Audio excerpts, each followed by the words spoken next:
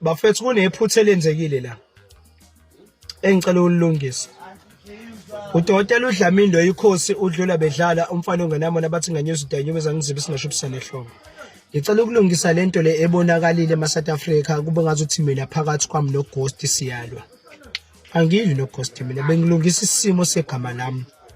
Number 2 baba Mnyeza. Mina mangithi baba Mnyeza ingoba unongenwa abantu abadala. Wena ungenwe ithonga. Ethongweni kuyahlonishwa.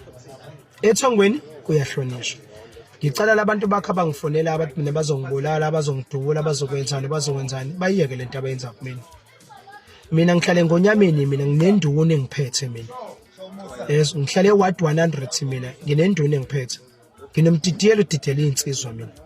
Ngisuke futhi lapho ngise 17 mina.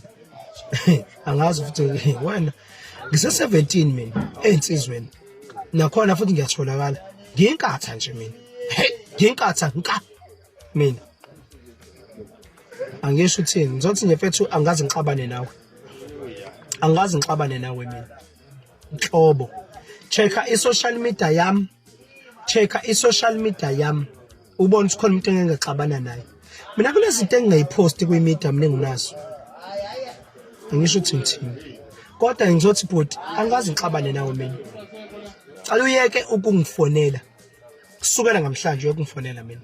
Akufoneli mina ngifona mina manje wena ngibona imiskole yakho. Cala uyeke bhuti. Izolo bengikulindile ngakuthethe ngise 17. Wathi ngiyahlanya. Cala uyeke lento yenzayo. Ngiyakuhlonipha. Ngiyakwazi bofundisa ishow. Ngiyakwazi futhi emafezini. Ngisho mina ngeke ngichaze indaba yakhe sesiphingo. Yabo? Ngeke ngichaze. Nalo muntu athi uhamba la ngathi uyahlanya. Ngimusho uthi ubani? Ngeke ngichaze yonke lento ngoba angifuni ukudestroya mina. Angifuni mina ngifuna izinyanga zihlangane. Umthetho uthi inyanga iyahlonipha. Uma udla impande esigodlweni sakho la inkosi yami inkosi yami Shembe Nyazi lezulu hamba uyochecka mina ngihamba noNyazi lezulu mina nginoShembe nginoShembe mina gcina kodwa ukuposta unkosikazi wami ngiyabonga.